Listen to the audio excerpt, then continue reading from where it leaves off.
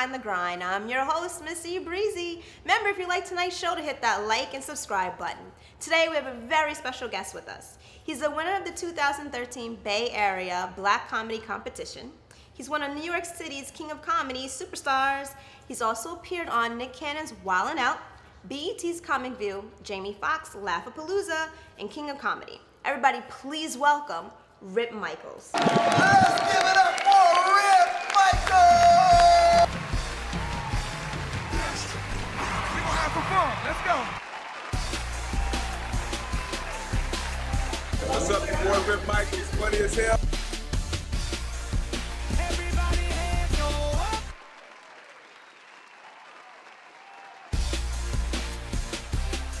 Rip Micheals. What up, dog? Get that comedy. Make them laugh, dirt.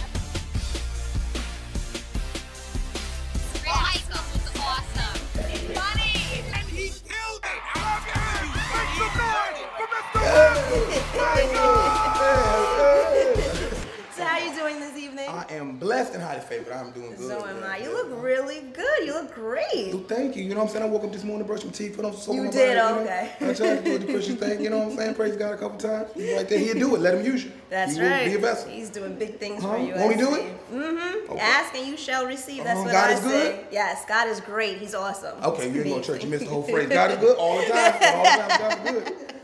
I'm like, God is good. Yes, he is. I was like, I don't think that's how it goes. So let me ask you, what got you inspired to be a stand-up comedian? I actually always wanted to be a stand-up comedian. Oh.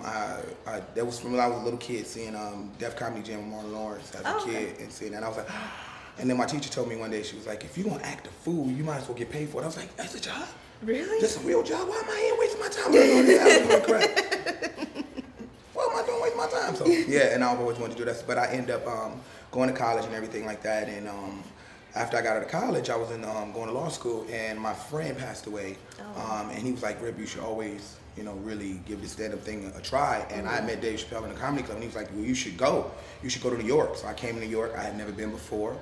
I slept on the streets of New York for a year. I was homeless. Like, I literally got off the Greyhound bus and was like, I'm here. Wow. And what's the plan? I guess get a cell phone and find a dumpster to sleep behind and just find a new comedy. And I was walking around New York, and then you find, they had these little Barker shows where you could just give out flyers to do comedy. Yeah, and it's kind of, you know, because I always wanted to know if I was funny. I didn't want to be one of those people who took it as a hobby, right? And you know, who had a job or you know whatever in Wall Street. Because I knew that once I got wrapped into a family and a job, that you know I would never do it. So I just said this is either now or never, and never look back. And you just went with it. Yeah, because my parents was like, I'm a big comedian. It was like, yeah, sit down, go back to bed. That's not gonna happen. Right. So, they wanted you to go to college and finish your education, law Mm-hmm. school, and not do the comedian. They didn't think. My mother was like, you ain't never gonna be funny. Wow. Remember, it was like my mother was like that scene on I don't know if you ever seen in 5 Heartbeats when he was like, he ain't gonna be shit, cause I That was a drunken one. That was the one that was always drunk and high. Took a cigarette and dashed it in the toilet. Yep. But he had a really good voice, though. Oh yeah, and yes, he did. Yes, he did. But at the end, he did turn his life around. Yes, he did. Sure did. I feel like no. So when did you get your first gig? My first gig would be Comic View. I did BET's Comic View. I sent him a tape and I did BET's Comic View. And then after that, I was literally, when I was living in New York, I was literally homeless. So I would do is I would go to Bally's on 14th Street, and that's where I would shower and put my clothes in. It was just, yeah. So that was cool. So then I actually met a producer who worked at MTV, and he was like, well, I do this show and you kind of look like Ja Rule, because I was like actually heavy, because I was literally, if you live in the gym, you're going to be pretty small watching all TV shows on the treadmill, because you got to just be active. So you're just like this. You may not be moving at a fast pace, and you look up and 3 months later living off cans of tuna and doing train swipes for money. Because I never begged, so I was always just wait the 18-minute swipe and charge $1 swipes. I was the king of the dollar swipes. I had like 4 Metro. I had a system going like, oh, I got you. So I had it down to a T. But my first television show after that would be Christina Milian's Becoming. She had a show called Becoming Wannabes, and I looked like Ja Rule at the moment, and I was she allowed me to come on her show. I won a little contest where you went in and you got to make the video. I made the video and I won that, and then I actually, from that, ended up becoming the warm-up person for the show. So they had never had a warm-up person, so I would go out and tell the jokes before then. And Christina's mom, Miss Milian, was like, you're so funny. And then I actually auditioned for the movie Love Don't Cost a Thing for Nick's part. I didn't get Nick's part because he signed on. I had it originally, but once he did Drumline, when Nick canceled, well, I'll do it. Then I got bumped down and being one of the bullies in the movie. Wait, you were one of the bullies in the movie? Which one? If you look at the thing, Al was four of us. If you look at it, you be like, that's Rip. He was skinny with the I gotta go back and see that. You gonna see my face. You can be like, yeah. I had like 3 or 4 lines. But. Really? That's fascinating because it's one of my favorite movies, but I don't. Really? Yeah. That's the first time anybody's ever told me that. No, it is. I have it on sitting on top of my VCR. Then you gonna watch it, you go over there. It's Rip there. Now I'm gonna go back tonight and be like, that's it. That's Rip. Now, do you write your own material? Yes, I also write my own material, and I write for several other comedians. Okay. A lot of comedians actually. Who do you write for? Some of them want to be mentioned, some of them don't. But okay, just hey, let's go with it. Let's be honest. I write for Anthony Anderson, Brandon T. Jackson. I wrote for Carly Aquilino. So cool. I wrote for oh my God, let's go back further than that. Wow. Brought a lot of comedians. Cedric the Entertainer. I just finished writing on his show. Kevin Hart? No, I didn't write for Kevin Hart. He has James Davis and a couple other people that write for him. Little Rail, they write for him. But you've worked with Kevin Hart. And yes. How is it working with him? Kevin Hart I've known Kevin since I've been in New York, and he's always been a driven individual and had his own lane. And a big shout out to Cole Black and Tamara Goins because they kind of took that and molded his career from the Shaq All-Star and gave him his own lane when he did that. So big shout out to him. They changed his whole life. Most of those DVDs that you see are produced by them. Now, do you think someone can go to school to be funny, or is this something that you're really born with? It has to be a natural ability born with. I mean, you can learn technical things as far as double entendre. Because I did, take some training as well. I went to UCB, which is Upright Citizens Brigade. I also took classes at the Groundlings as well. And when it comes to comedy books, being homeless, I've read every single personal book or had anything to do with a comedy title in it at Barnes and Nobles, because that's that was right around you, right? You could sit there and just read books for free. And I was like, who developed this? This is the best library in the world. I got cappuccino, Starbucks. I'm like, let's do it. Even I couldn't afford the coffee, so. But, right. So who's one of your favorite artists? Your rap artists, singers, writers? One of my favorite female singers, of course, will be dun dun dun dun, Christina Milian, of course. Every little thing that we do. With Ja Rule. Yeah, she was the first Murder Inc. girl. So, okay. Yeah. But I'll just say, I like, you said music-wise, I'm a humongous 2 Chainz fan. I know y'all be like, wow, but of course Biggie and Pac, but relevant now, 2 Chainz, French, Montana, and Drake. I'm really inspired. A lot of my writing is inspired comically in timing, like Drake, like how he takes the words. And I know a lot of people don't think 2 Chainz is raps, it's like just look at your face, but it's very intelligent. 2 Chainz actually has a degree in psychology, and he actually changed his whole life around by calling himself 2 Chainz because he had his great deal before and he lost it. So he reinvented himself and came back out. And 2 Chainz actually stands for 2 chances. And I was on tour with him for a while. Oh, I didn't know that. Super intelligent dude. Okay. He watches the market and he makes trendy music based on the trends of the market. Now I'm gonna start listening to him. I didn't know that actually. So I have a question for you. Sensitive Thug. What is that about? Because I'm from Southside Chicago. Got a lot of family in Gary, Indiana as well. And I come from I don't know if you know Chicago or if you know Gary, Indiana. It's really, it ain't the Jackson 5 place. Southside Chicago, they will kill you just for having your hat turned the wrong way. Right. So, being that I was always, because I was funny, and it's like when you're in an environment of a whole bunch of, let's just say, gentlemen, businessmen, gentlemen. Let's call it like, let's say that. Let's say I grew up in that kind of environment. I've always been a playful one. Like, you do whatever we want to do, but at the end of the day, still people are people. So I don't have a problem. I don't have to wear it like New York people. A lot of people in New York wear the thug. You've seen it constantly. Yo, happy birthday, my nigga. Oh, hard. Yeah. It's just hard for no reason. Like, they wake up hard. Like, really? Yeah, they don't even blow their birthday cake like. All that wishing shit, like, just that people carry it. I don't think you get a migraine for being a thug all the time. Like always going so hard, flexing and talking so hard. It's not that serious. You had a boyfriend like that. See the pain? See the pain? Tell us what he did. Written all over him. Smacking you up. Everything is so hard. Come here. Why can't you just say, come here, boo? Why gotta be so hard? Trying to be gentle, but you just sound so rough. You had a bad day? You all right? Now, what do you enjoy most about this industry? I enjoy most about this industry. The lavish chains and everything like that. Actually, I had full custody of my daughter. I had my daughter for the last 6 years. And when I say full custody, I mean my child's mother lives in Orlando. Okay. And my daughter has 4 sisters. So, and she has 4. My baby mother has 4 baby fathers. So I guess you could say I'm one of the 4 fathers. Second favorite, actually. Yeah. But I have full custody of my daughter. So. For a long time, and I think the best part of the industry is letting her, she's always been by my side. Like if I flew somewhere when she was a baby, she would always come with me before she was in school. She would always be right there on my hip, so we'd always be on the plane together. If I was in the show, she'd be in the car with me. Hope CPS isn't watching, because then they probably would be like, oh, that's not a safe environment. But allowing my daughter to see the world at such a young age and be a part of it, I think that's a huge blessing. And for my daughter to meet some of the people she idolizes on TV and have she's so regular young, conversations. Yeah, she's 9 years old. Oh, okay. So, wow. That's my coach right there. That's like my life buddy.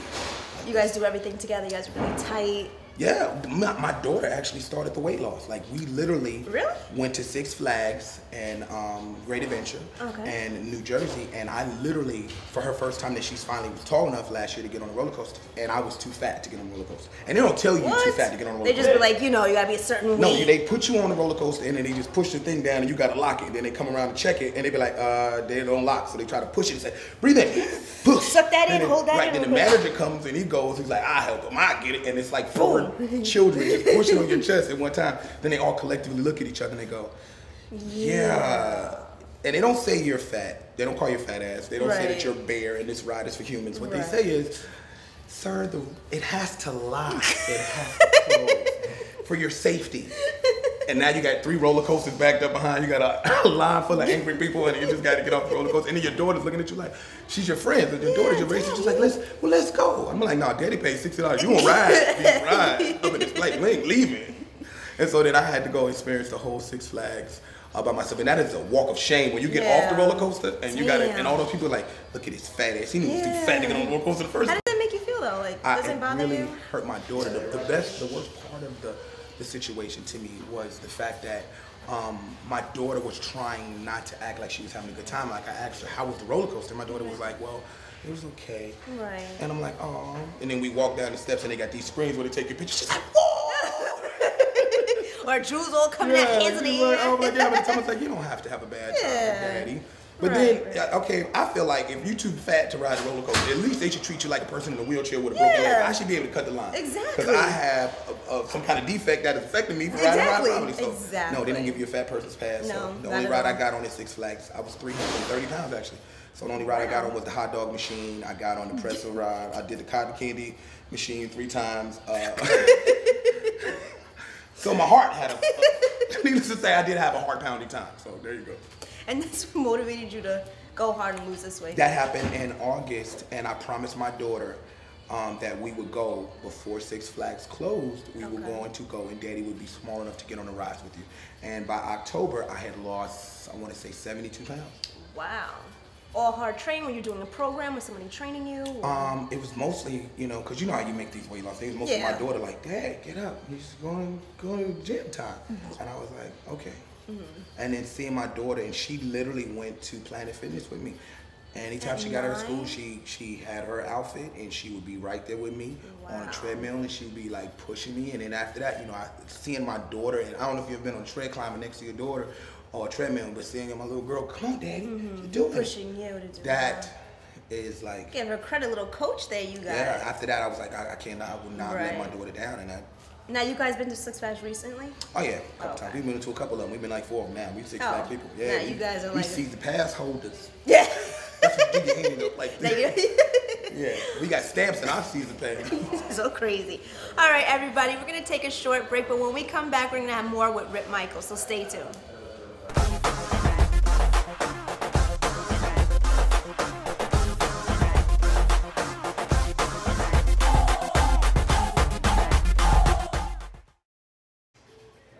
Hey everybody, if you support Behind the Grind, make sure you go to the GoFundMe link right here. Every little bit helps, and we all really much appreciate it. So do what you gotta do and make that donation. Thank you.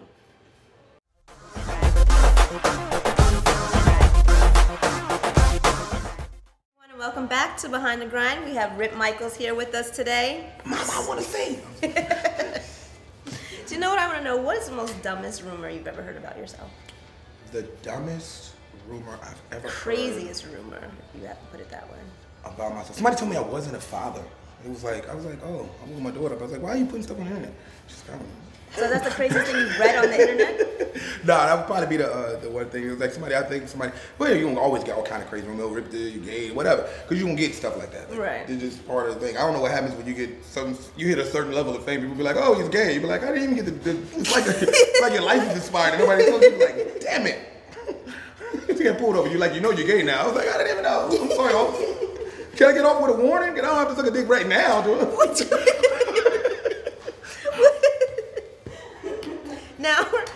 So I see you have the Wild 'N Out shirt. Are you still on that show?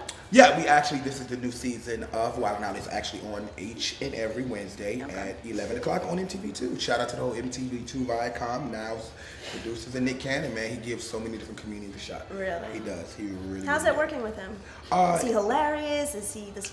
Nick Cannon, when it comes to working with comedy, is, I would say, one of the most open to subjects and pranks, and he's really into the comedy. He'll sacrifice himself a lot of times for the jokes. I don't think any other person gets roasted or lets someone attack them as much as Nick Cannon. Yeah, they go hard with Mariah Carey. Do it. Yeah, it's fine.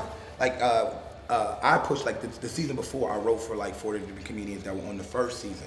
When they brought it back to New York, I wrote for Shantae, Young Jack Thriller when he did it, Spanky Hayes, a couple of things for Mikey Day. But this season, Nick allowed me to just go out, no matter what crazy stuff I did. Like the first episode I did was with Lil Bow Wow. Okay. And I flew. Brandon T. Jackson is a really good friend of mine, and I was like, okay, I saw the Bow Wow was coming, so I know Bow Wow. I was like, dude, it'd be the funniest sketch in the world. I didn't tell anyone because I was like my first day, so I flew Brandon in. I was like, Brandon, I got this crazy idea. He was like, what? I was like, it's gonna be super crazy. You can't. He's like, just promise me get on something. He's like, all right, fine. So he lands. He's like, what's this idea? That's how good a friend he is. I was like, what's the idea? I was like, they're gonna snap on Bow Wow. And when they snap on Bow Wow, they always call Bow Wow broke. So what you're gonna do is, you're gonna write this rap. And I wrote all the things that Bow Wow said in an episode, every joke that he said, because that was the trade-off for him allowing me to do that. Because whatever reason they had, I guess the lottery ticket scene, it was real animosity on that actual set. So him and Bow Wow wasn't the best of friends at the time. So when Nick snaps on Bow Wow, no one in the whole crew cast, no one knows. So all of a sudden, out of nowhere, Bow Wow goes, yeah, without Mariah Carey, you said you started my movie, you know that was a joke, because without Mariah Carey, and Brandon runs out out of nowhere and goes, bro, I can't eat. Mariah. He does the whole lottery ticket speech, and the crowd goes crazy because they was all in roll bounce together as well. So it was just phenomenal. And the whole thing, production people, the headsets are going off, who did this? Who did this? So that big shout out to Nick for allowing me to just really like go off the cuff and not fire me immediately. Like I did all kind of crazy stuff. You gonna see crazy stuff. I threw glitter on Nick Cannon, like a whole bunch of glitter confetti, because I was like, yeah, you Mariah Carey, she ain't over here. Because when it comes to making movies, I just threw glitter and he was covered in glitter. Like I brought a midget out. Like I did so many different things because I was like, okay, if we're gonna bring it to New York, we have to add flavor. I brought the West Indian background to, and even Dominican type feel and the Spanish feel to the show as well. Like I think Timothy Legato was snapping on me and about the West Indians or something. So I was like, oh okay, and I took some baby powder and I threw it on him, D-Ray, and Corey Goldman, and they all with the Haitian powder. I was like, Kakashi Iguele. And then King Batch took the bucket of powder that I had and he dumped it on their heads.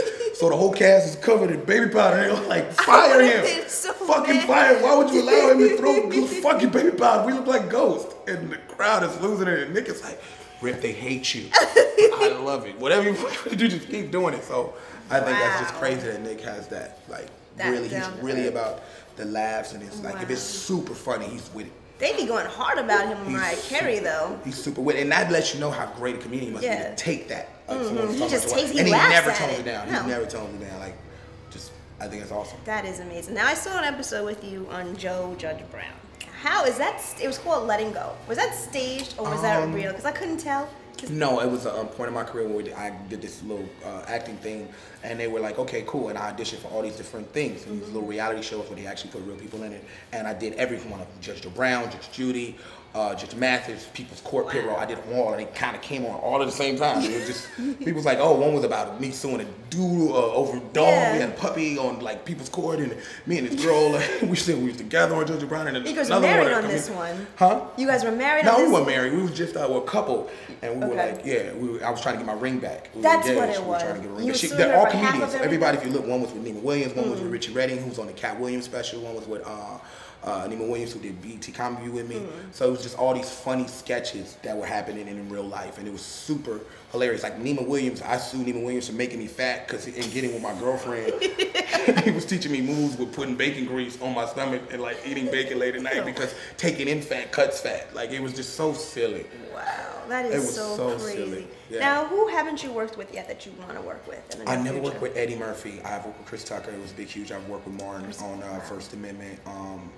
And actually, I always wanted to work with Nick. We worked together on Letter Cross Thing, but like when he came up with the Wild idea, I was like, and I wasn't, because I was a father at the time, I wasn't able to go to LA and just, when he was a pilot and be a part of it. So I'm so glad that I'm a part of it now. Are you gonna venture off to movies? Yes, actually, I did a couple movies. I did Players Ball. I did that, but according to him or her, nobody even talking about the show that's on BET right now. It's a crazy show. I can't believe it, and we're in our 3rd season. So shout out to the whole Centric family and John Mark and the whole. It's a great show. Really? It's an absolutely phenomenal show. It's all about relationships. If you can imagine guy code and girl code going against each other and refuting, but about issues that you really want to hear, like dating issues. Does size matter? Does women really talk behind your back? What is really good sex? What isn't good sex? Like, just talk about everything. Then. It's like if it's out there, it is out there. It even goes into like exes and are you mad if your ex and what does a woman really need? Do you need 2 people? I'm just always to the next level with it. Like they're always like, Rip, tone it down. You really can't say that women all wish they could have 3 guys rolled into one, because I feel like all women do for that. They wish they had the dick of this guy, the size of his penis on this guy, the money from this guy, and the niceness from this guy. So they have to have friends, quote unquote friends, and the man that they deal with. Okay, so we're gonna play a little game. It's called Pick One, and the very first question I have for you: is it tougher to stand in front of the Wild 'N Out audience or in front of Judge Joe Brown? Judge Joe Brown. Why would you say that? Judge Joe Brown, because it's harsh. You really can't say anything. Like it's like the Wild 'N Out audience is my audience, because I've done warm-up for MTV so many years. Right. Like so many years. I did it for the VMAs. I did it for like MTV. I was always behind the scenes for many years. Okay. So yeah, Judge Brown. Oh my God, you can't. Judge Judy is the worst person you ever want to be in. Like I literally had to, almost got. I thought I was going to get arrested. I was going to Judge Judy. So I was like, if you don't stop yelling at me with that old lesbian neck, because she has a lesbian Ellen DeGeneres jawline. I don't know if you lesbians use their head a lot, so it makes their neck age. Like the more you use coochie, your neck ages. That's why guys wear turtlenecks. New Jack City or Boys in the Hood? New Jack City. Okay. New Jack City. Because when they sang on the trash can, that was the best part. Right? When it came out, he put the gun to his head, he shot him butt naked. I was like, and I work with Alan Payne too in Players Ball. So. And then Morris Chestnut is a really good friend of mine as well too. So. Oh, nice! Yeah, him and his wife. Gorgeous. Wouldn't you say so yourself? I don't know, probably Mr. Seawood, but I don't. That was such a Frank Ocean question. Big butt or mosquito bite chest, or a D cup and very large back? I can't really choose one, because I love a girl with a large back, because anytime I move furniture, I know she can grab the other end of the couch, and that is all I'm about. I'm about. Like, I don't date dime pieces. If you look at any of my girlfriend, I date 87 octane. I mean, like, you ain't gotta be special, you gotta be super, you just gotta get me there. That's all it's about. Like, in regular gas, we'll get you there. That's all it's about. It doesn't cost as much. I'm done. But I do like a strong back. It is nothing like, babe, let me take the pool table to the 5th floor. She said, God damn it. She do it by herself. And she telling you to lift with your legs. But you gotta lift with your back, lift with your legs. I do like, see, there you go. I do like small titties though. Small breasts are effective. I mean, I feel like girls with smaller breasts makes you closer to their heart. So it's I love a girl with undercover cop titties, because the bulletproof vest, press the chest down, it makes the nipples hard, but the chest is flat. You never seen Undercover Cop, the first 48? Detectives are looking for LaShawna. They say. You never seen that? You don't see Verse 48? That's my show. And they be like, detectives get a break in the case. They get an anonymous tip that DeJuan is staying downtown. They bring his girlfriend in for questioning. I think that show is made by announcers. There's certain shows where the announcer just takes over and it's just so funny. Like Wildest Police Chase, the announcer makes these shows that really are crappy. Sounds good, right? You ever seen Police Chase? Like, he makes a left, he turns right, he's driving like a bat out of hell. And it sounds just like that too. Yeah. He takes that corner, he nearly killed that pedestrian. Like that. They go hard for no reason. Yeah, they be like going out, it always ends the same way. It's like, he's driving like a bat out of hell. The only hell he'll spin is the hell in the county jail. I love that. I love those announcers. I think that announcer just makes. Oh, very great. Let me calm down. I love to have first 48 announcer while I'm having sex for the girls. You should do it for them. You got the perfect voice for it. Rip has entered her walls. He can't find a space. He brings his friend in. A better crowd, New York or Cali?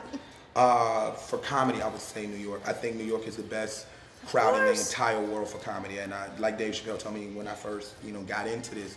I mean, don't get me wrong, I did comedy. This is an unknown secret. I've never said this. When I was 13, 14, I used to sneak off to this place called All Jokes Aside in Chicago. It was a comedy club, and Corey Holcomb and Dion Cole and D. Ray, they were, you know, they were like 25, 26 at the time, and I was like 12, 13. Oh, wow.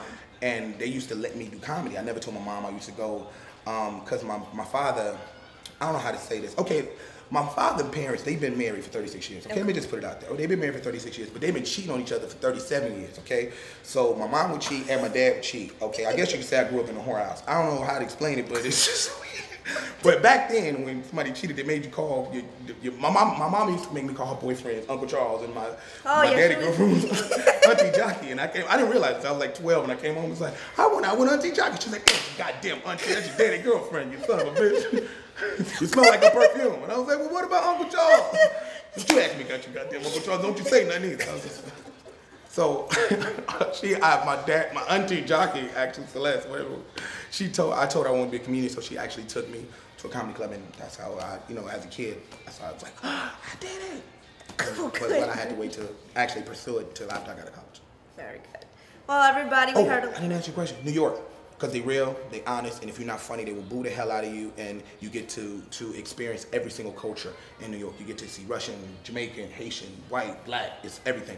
You get to make universal jokes. Got you. All right, so definitely New York. Big up to that. I'm glad you picked that too. You got shot out here. Bang, bang, bang. I'm sorry for Jamaican. Look at this. Let me see. All right, so everybody, we'll be right back. We're going to go to a short commercial. Stay tuned. Hey, what's up? This your boy Young Jack Thriller, a.k.a. Cock Out of Sailor Man, a.k.a. Debo 3000, a.k.a. Frank Lotion. And that's right, man. I'm over here with my man with Nvision Studios. And if you ain't messing with Nvision Studios, what is your life about? You need to kill yourself. Head but a knife. We over and we out here. Hey, do I have something in my eye? Jack Thriller, man. Follow me on Twitter. Yeah. Just follow me, baby. Follow me. Stalk me if you get a chance.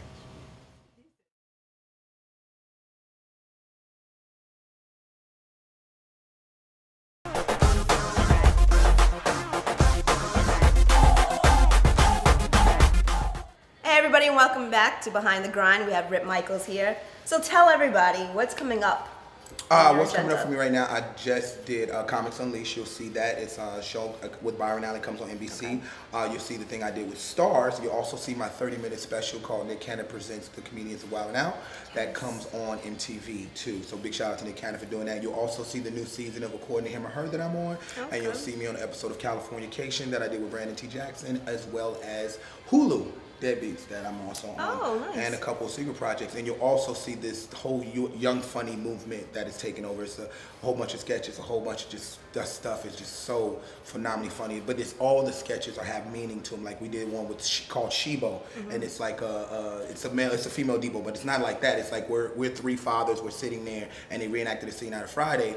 But Shibo comes up and we're sitting there and we're like, okay, we hear the bike, and she comes up and it's like, oh, Shibo, what's today? The first of the month. So Shibo comes and she was like, she known for taking the baby father's money. So we got a good father that we're sitting there. She was like, what y'all got on my child support, homie?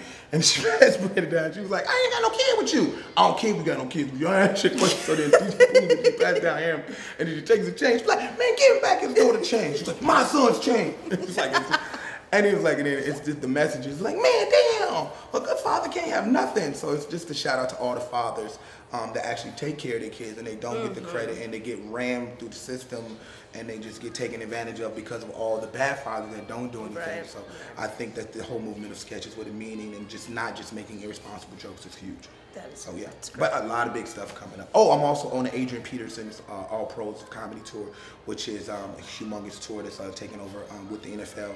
That's over 62 cities. Oh, so, wow, congratulations. Yeah. It's got me on Michael Blackson, Gary Owens, a whole bunch of stuff. Yeah. Check him out. I'm just trying to keep the lights on. My daughter made me keep working. Man. Every time I come home, she's like, we ain't doing nothing. Ain't doing nothing. So. Well, thank you everybody for tuning in to Behind the Grind. Again, this is Rip Micheals. I'm your host, Missy Breezy. See you next time. Stop selling weed if you need to move up yet.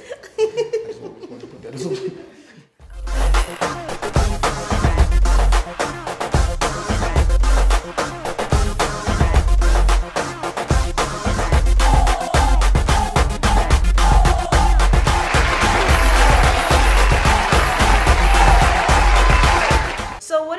Events that you're going to be at right now? What is the come up events?